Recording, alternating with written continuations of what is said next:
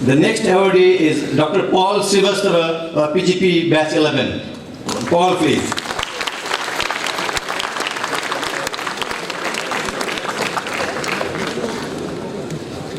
May I request Director to greet Dr. Srivastava with a flower bouquet and a shawl.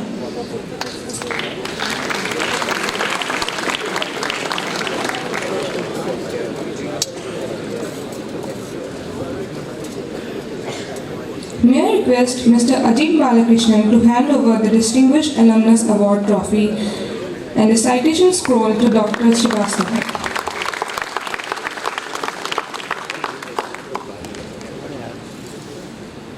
May I request Professor Ramya T. Venkateswaran to come on stage and read the citation for Dr. Srivastava.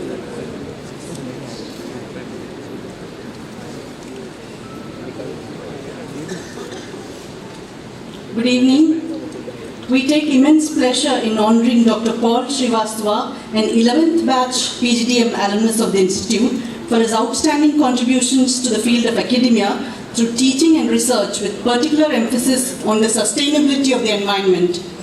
Currently, Dr. Paul Srivastava is the Executive Director of Future Earth, a global research platform for environmental change and transformation to sustainability. He believes climate change is a central problem facing humankind. His organization coordinates a network of 50,000 scientists studying the nexus of food, water and energy, and oceans, environment and health, urbanization, natural assets and other challenges to sustainability.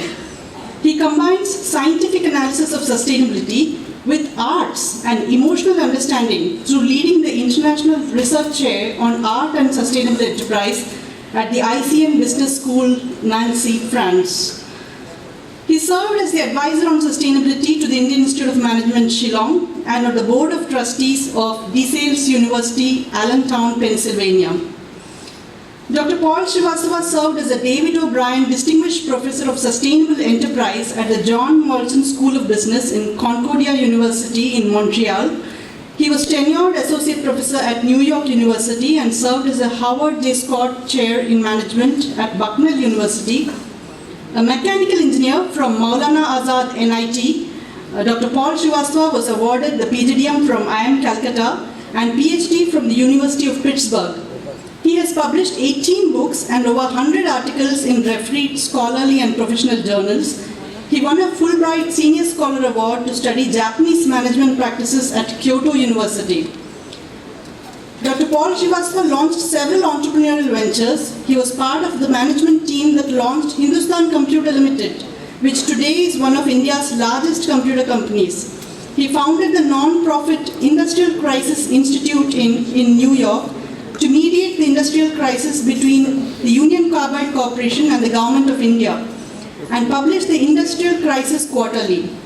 He founded Organization and Environment, a journal published by Sage Publications.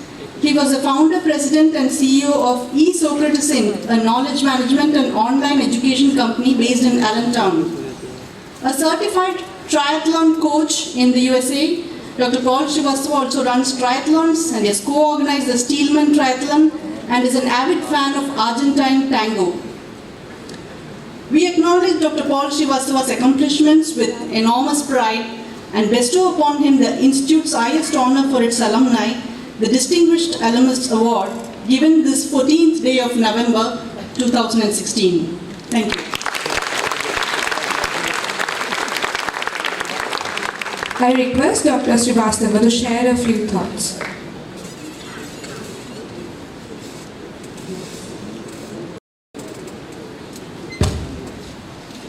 Good evening. I want to begin by thanking Professor Saibal and Uttam and others on the dais over here, as well as the awardees. Congratulations to all of you. It is indeed a pleasure and an honor to be part of this. Uttam had told me I didn't need to prepare any remarks, and then I saw the early awardees pull out notes of paper. So I'm a little bit nervous, but I'm going to tell you a little bit about my story, and then perhaps leave you with one message out of my 40 years of being out of IIM. So my story begins in Bhopal, which at that time in the 1970s was a dusty little town. It was the capital of Madhya Pradesh, but it was just capital in name. It still remained a sleepy town from where I was born. I grew up there. I went to the Maulana Azad, which is now National Institute of Technology, at that time Maulana Azad College of Technology. And when I arrived in 1974 to IIM Calcutta, I thought I was one of the smarter kids in my class. I had gotten a gold medal.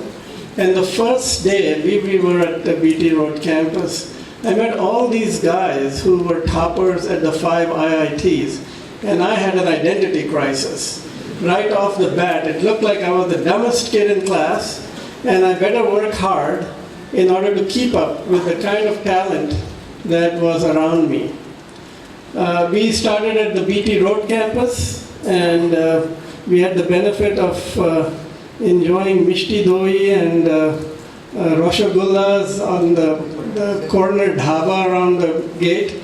And then the next year we were shunted to this campus, which at that time was just one, the Ramanujan Hall, dining room, and I don't remember if there was a Tagore Hall at that time or not, but there was across the lake a administration building.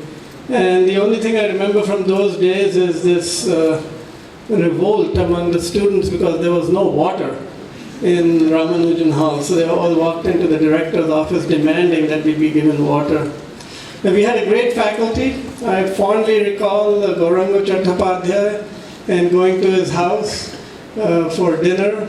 They treated us like family, and he even opened up his cellar, which contained a lot of homemade wine. So it was a very colorful evening. Out of IIM Calcutta, I took a job with at that time, unknown company. Actually, hardly a company because there were only 8 people in it.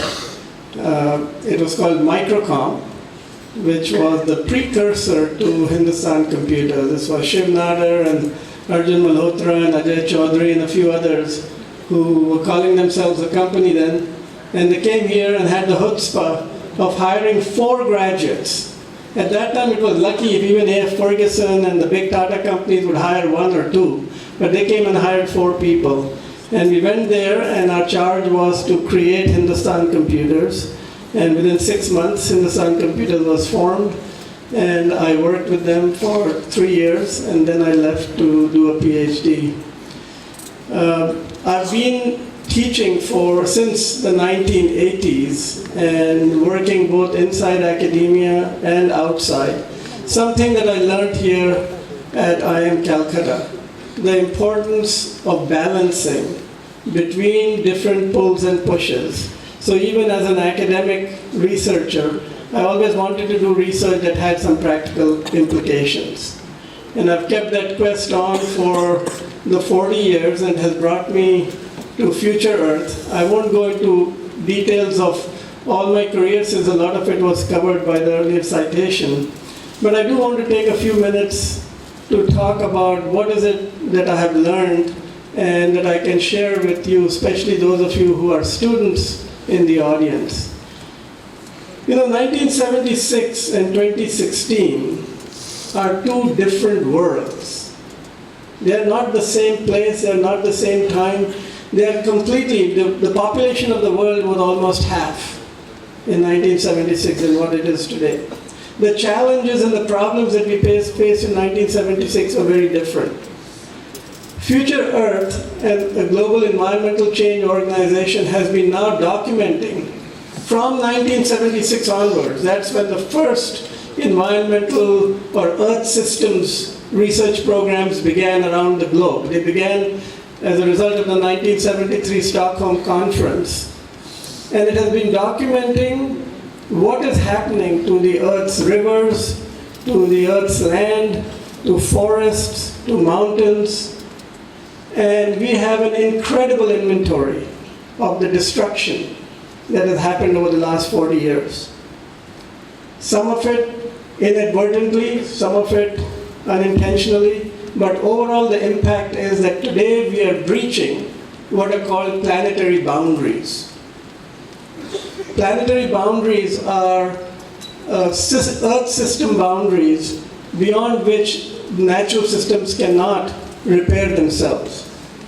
Natural cycles in phosphates, nitrogen, water, carbon, these are all natural cycles that have served us human beings well for millions of years. And today we have breached 3 of the 9 planetary boundaries. We are on the way to breaching additional ones if we don't change the direction of economic development. The other thing that we have found out is that most of these difficulties are emerging because of human impacts, social activities on natural systems.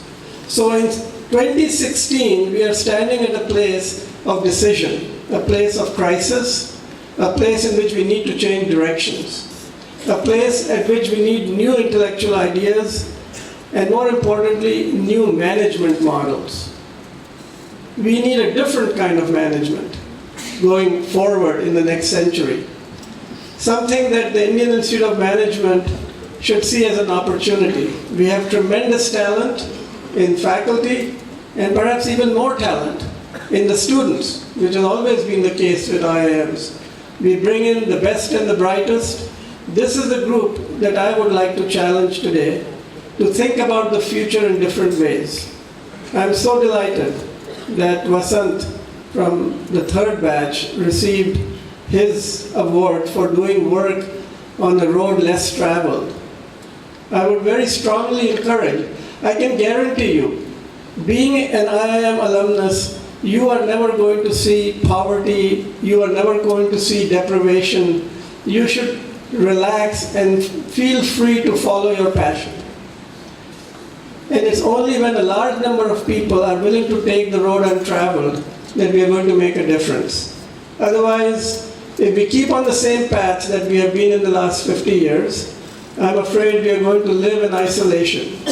And some of that isolation is still symbolic, that we build walls around to protect ourselves, where the rest of the society is sitting outside. We are very comfortable sitting here, and you just have to step outside these walls and other walls to feel what's really happening in the world. India and the world are at a point of change, and I hope that if there's one thing that I would like to leave behind out of these 40 years of working, is the message that it is you, the young people coming out from Indian Institutes of Management, that need to take charge, that need to take leadership and pursue your vision. A vision that is for the betterment of society, as Uttam put it. A vision that builds IIM into a place of excellence, as Saival put it. Thank you very much.